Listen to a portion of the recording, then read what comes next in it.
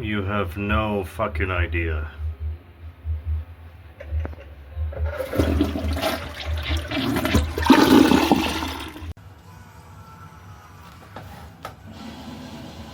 You like that effect, huh? Tell me you didn't like that. Tell me you didn't like it. I know you love it. I saw you. You loved it. What's happening, party people? Welcome once again to Creepy Ghoul Vision. I am Creepy Ghoul, your host. Creepy Ghoul Vision was definitely created by you and me, going down in YouTube history today, tomorrow, and forever and ever and ever and ever. Guys, the age-old question still remains, or does it? Or did I just make this up on the spot? Does punk rock go with metal? Go with goth rock? In no particular order. Maybe we'll find that out in this video. Maybe we won't. But guys, I've got some really great shit here for you. It's my music update here. I got some records, I got some cassettes, I got some CDs and shit and I got some clothing items of interest over here. So let's get started, shall we? In the background, we have the harsh fucking sounds of Subjugate. Canadian raw as fuck black metal. Old school or no school, man. I'll put the link for those motherfuckers in the description box below. Check them out because Creepy Ghoul said so. Let's go! Where do we begin? So, check it out. Various publications in the city, you may or may not know about it. But free publications. This one's been around a while. It's hard to get. Razor Blades and Aspirin, number 16. It's a hardcore punk fanzine, winter 2025. A buddy of mine got me one of these. He's usually out and about and scoops up things like this wherever. It's like pretty much a punk rock newspaper type of thing in the vein of the old Slug and Lettuce. And shit like that. I only have one copy. If I had like more copies, I'd send them out to some of you guys. But I only have the one copy. Sorry. Speaking of which, I haven't heard back from a few of you. A bunch of you got back to me saying you got my packages in the mail. Awesome. Please enjoy the shit.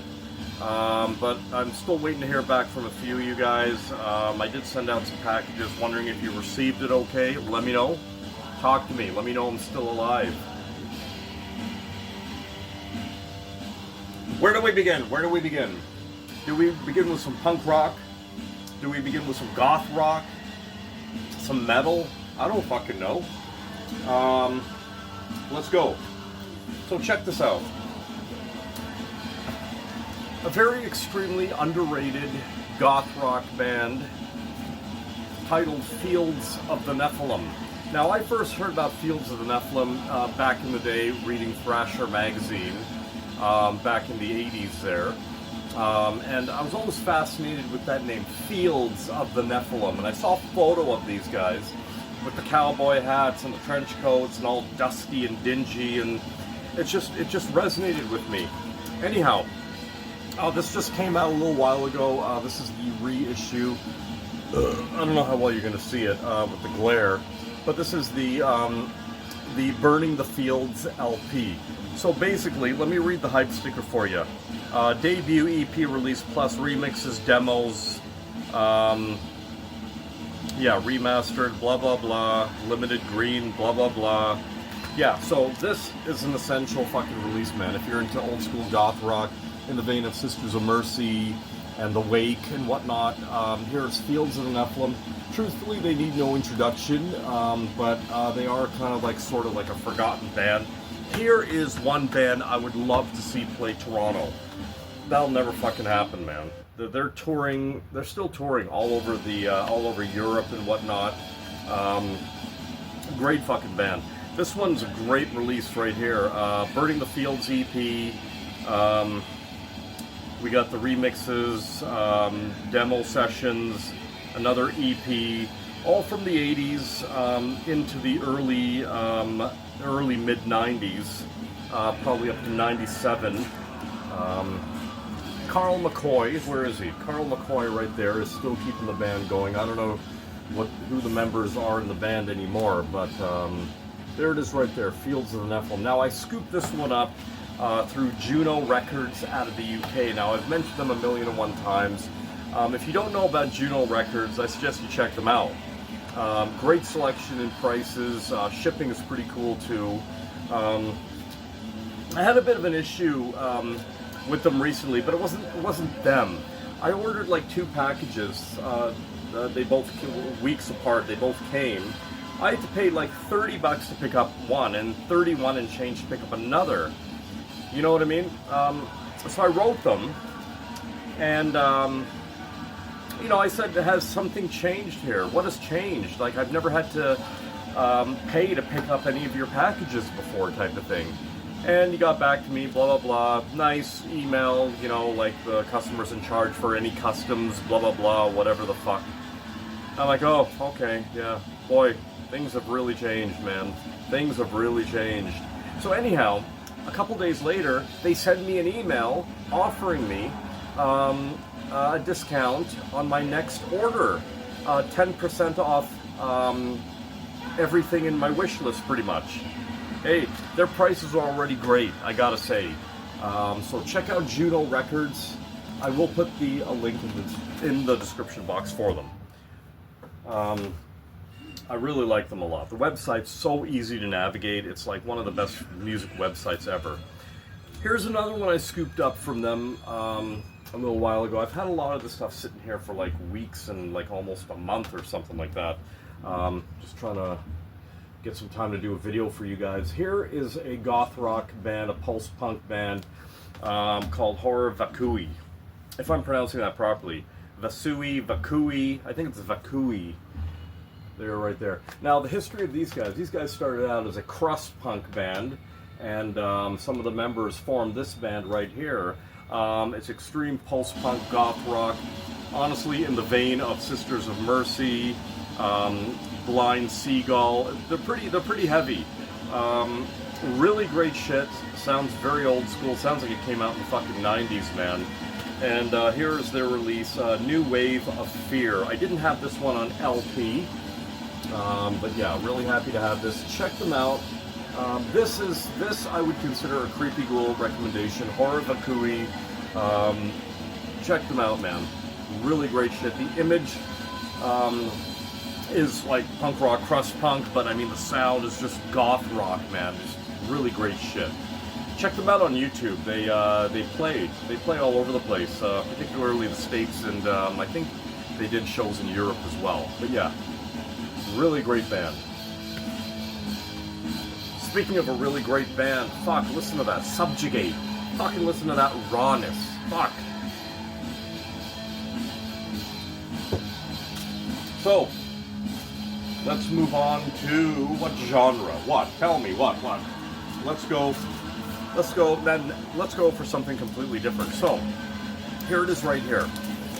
In Toronto, not too far from the Bat Cave here, we have this small record shop, independent record shop called Pop Music. And I will recommend that if you're in the city, or if you're visiting, or if you live here or whatever, you have my sympathy if you live here. Check out Pop Music, because if you're looking to start a record collection and you're looking for good selection and prices, check out Pop Music, man. It's the place to be. Really friendly staff too. The curvy chick behind the counter is quite sweet, I must say. Pop Music. But so what's in my bag? Ooh, what's in my bag? I recently got this. This was on my my list for like quite a while, since it came out this year. There it is right there. The Ice-T Power Rarities. Now, Ice-T's Power album is fucking sick, man, on its own. Here are the rarities. Here are the instrumentals, the demos, the remixes, and just like There's the Colors 12-inch remix. Oh, Colors. Sean Penn, yeah.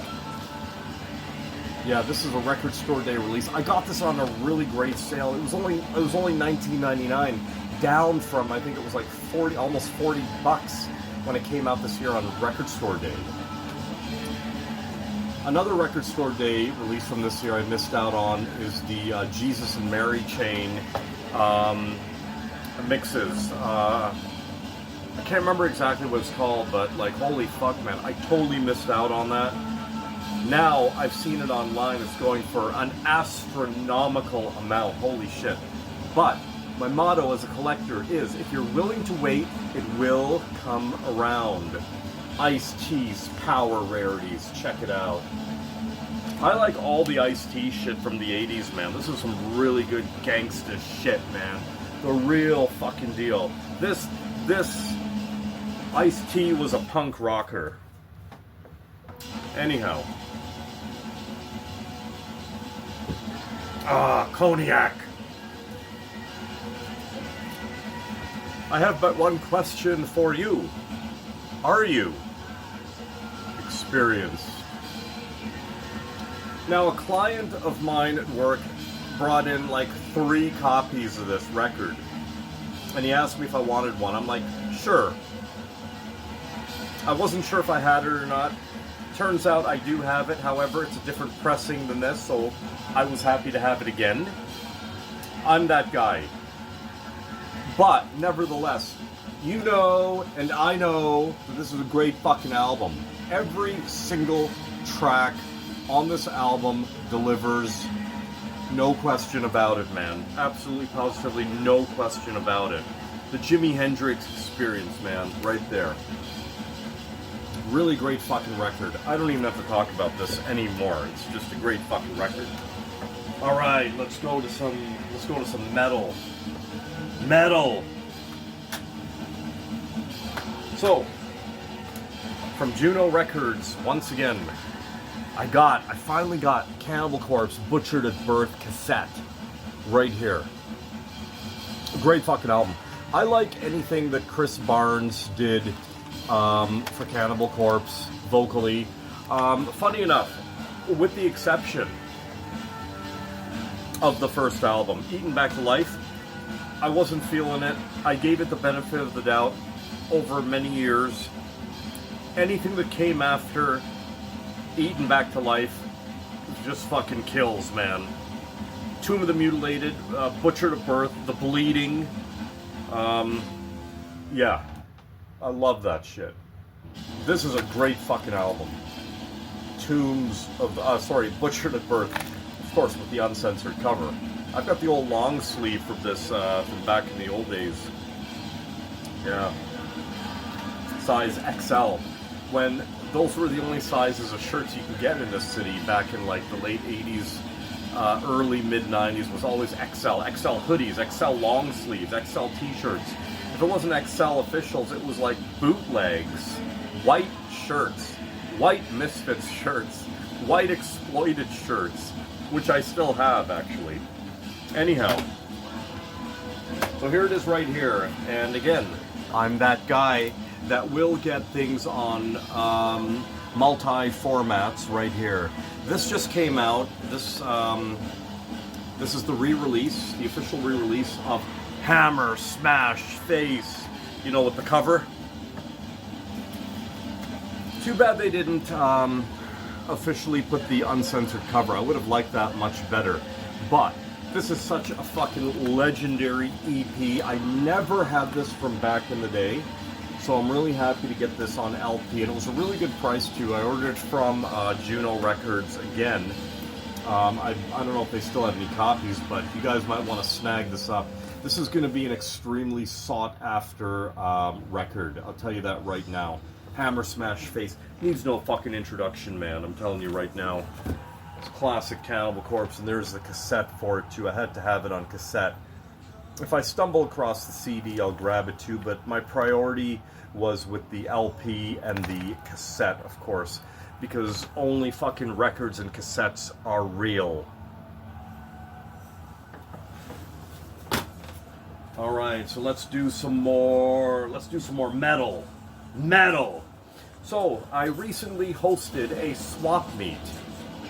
Now, when I say swap meet, I'm using swap meet as a metaphor for something else, which I don't wish to say. That's just how it is.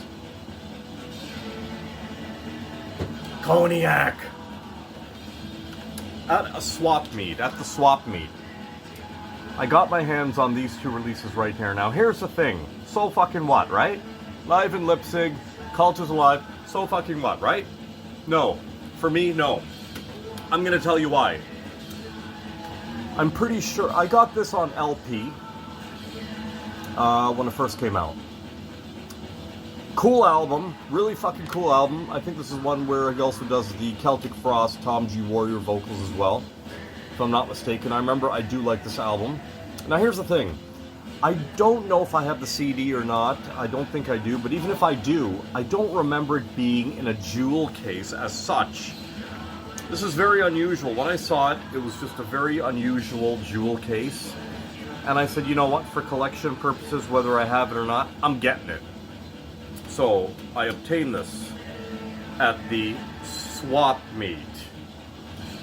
There's the CD right there. Cult is Alive. Good album. I don't like a lot of the Dark Throne stuff, the later Dark Throne stuff, because I thought that they were... It was just a fucking joke, man. Enough with this whole fucking Tom G. Warrior, Celtic Frost bullshit. I mean, like, just... Don't even bother, really. Anyhow, the Cult is Alive on CD. And here's one that I believe is a rarity. Now, this is official from Peaceville. Now, I have this, but I do not have this Digipack version of Live in Leipzig. I fucking love this album, man. This live album, Live in Leipzig. I fucking love it. It's raw, it's harsh. It inspired some of my other bands as well, especially Dead's vocals and Euronymous' riffs and whatnot. Here's the Digipack version of it, which I don't think I've ever come across, to be quite honest with you. The only problem is, and this is what you gotta kind of sort of be careful when you go to these swap meets, is the CDs in this day and age. You see those scratches right there? That goes right fucking through the CD, so I don't even know if this is gonna play. Chances are it's not gonna play, but you know what? I don't care. I already have this on multi-formats, and for collection purposes, I'm happy to have the Digi. Look at that, the Digi looks amazing. Look at that, Dead. There you go. Alright, so let's get back to, you know what, I think I'm going to save the best, in my opinion, for last. So let's do some more goth rock, shall we?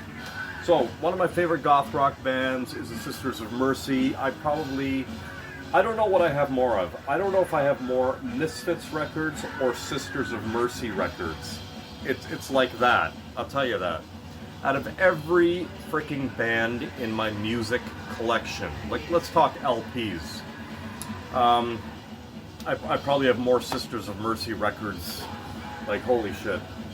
I got a shitload of Misfits records too. One day I'd like to do a video of just my Misfits LPs. That would be a really cool video. How many of you want to see that video? Can I see a show of hands?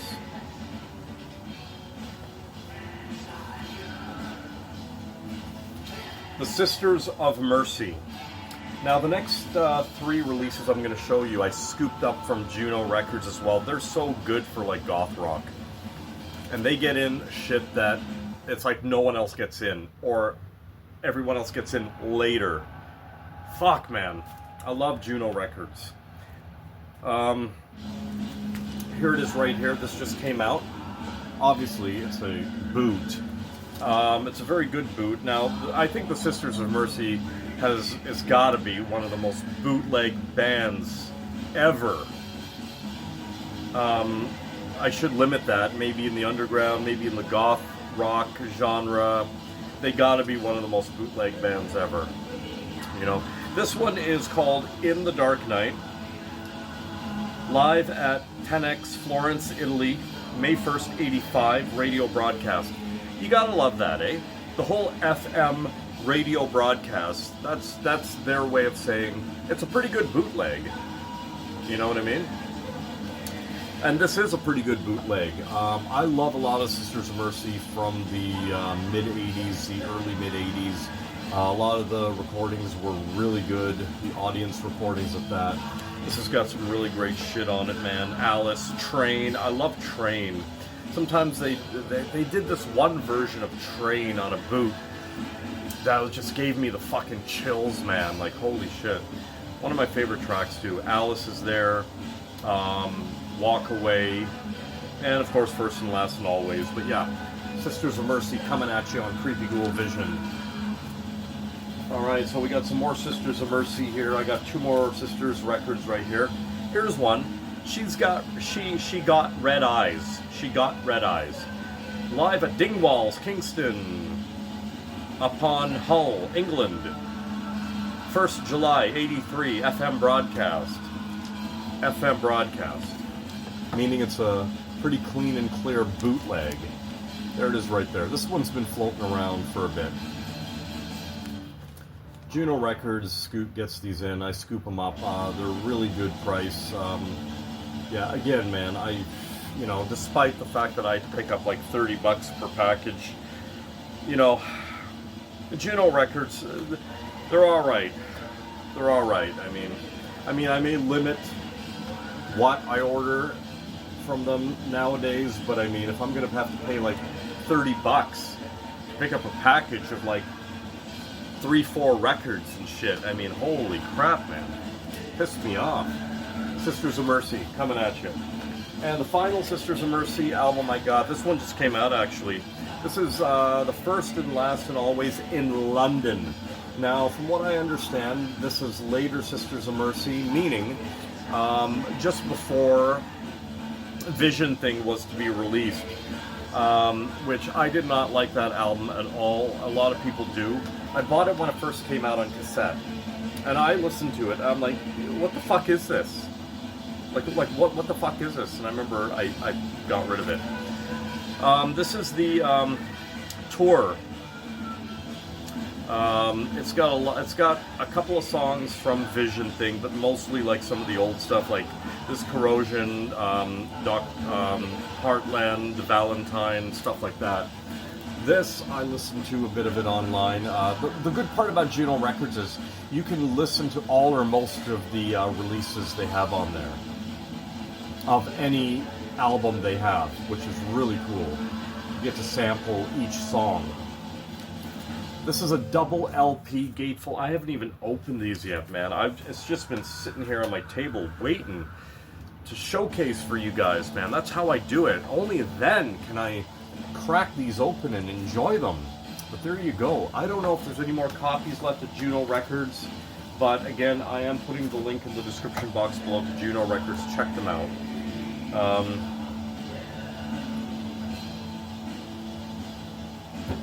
Okay, a little bit more metal, then I'm saving the best for last. The best, in my opinion, for last. You will love it. Here we go again. I'm that guy. What is it? What is it, Creepy Ghoul? What is it? Merciless. Now, if you've watched one of my last videos, you'll see that I got the LP for this. It just came out a little while ago. It's the Merciless demos. Now I got them on CD and cassette. Let me show you guys. Really great shit. They were on the Death Like Silence label. Euronymous, I believe, helped these guys out here. Raw, Black Death, coming at you right here. Essential, check it out. Merciless is a very extremely underrated band, in my opinion. That first album was fucking killer. And here it is on cassette right here. From Juno Records right here. I'll show you the cassette. White cassette, white shell cassette right there.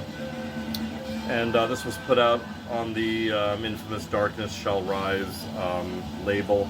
Great fucking label. I've ordered a lot of things from their label over the years, box sets and whatnot. There we go, Merciless. extreme black fucking death. Raw demos. Great shit here, man. Great shit. You know it's great when I gotta own it on every fucking format. Seriously. Alright, so one more swing of cognac. And I will show you this right here. Now you may not think much of it, but I sure do. And again, here we go again. I'm that guy. I'm that guy. I'm that guy. I am that guy. Sam Hayne. Okay. Where the fuck, in this day and age, are you going to find a Sam Hayne cassette, a pro Sam Hayne cassette? Not official, mind you, but I mean, come on. There it is right there. This is Last Gasp on Earth. I'll tell you more about it in a sec. But there's the cassette, the red shell case right there. Fuck, I may even keep this sealed, to be quite honest with you. I mean, holy shit. There it is right there. I just literally stumbled across that cassette when I was looking for this LP on Juno Records once again. Sam Hayne, obviously one of my favorite bands next to the Misfits, 77 to 83, right there. Now this one has got, it's a compilation of live. Wabash Hall, San Diego, 85, Jockey Club, November 85. The Metro, April 86, unreleased outtakes 86, alternative version 85,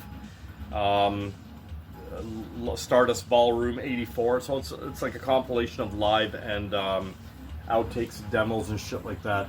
It's stuff that you've already heard on various recordings, but here they are all on one comp right here. Yeah, get your hands on this if you can, party people. Again, I am going to put the link for Juno Records in the description box below, and you can check out all this stuff I got, see if it's still available. If you want it, go get it. Thank you so much for watching once again. Give me a couple thumbs up, will you? Like, share, and subscribe. And send this madness we call Creepy Ghoul Vision out to the entire world. The pilots in the plane have already made that sacrifice. Stay weird, and we'll see you on the next video. Is there anything else that I'm forgetting to say? Oh shit, I knew it! I said I had some clothing items, and here they are right here. So, from different sources, everything comes from. My buddy, whose music I've featured on the show many times before, was looking to downsize his black metal clothing section once again, so I helped him out with that. In the deal, I got this Beharit red logo cap. There it is right there. It's interesting with these. I'm not too fond of them, but they're okay. Now with this hat right here, look at how it fits. I hate the way it fits. I kind of sort of hate the way it fits. It doesn't fit. It's not like, you know what I mean? So, you know what? Maybe I would just wear this hat like that. You know what I mean? Just because of the fit and the cut of it. It's quite small, but anyhow, I have no hair anymore. Anyhow, so the next thing I got off my buddy Vlad there. Vlad, he's a one-man band. He does the projects I've sent out to a lot of you guys. Moon Occult Ritual, I can't pronounce it. Chenabog's Hammer, Nihilism, which I used to play drums for a short period of time, and Shadow Wolf. He's the man behind all those projects. I hope you guys have been enjoying his stuff. It's my pleasure to send it to you. You know, it's not about this. It's about getting the stuff out there to the entire world. That's what I'm all about. I did get some hoodies off of them. I'll stand up and show you guys this one. Here is an Emperor zipper hoodie. It's the classic logo, and on the back, In the Night Side Eclipse. Pretty fucking good album.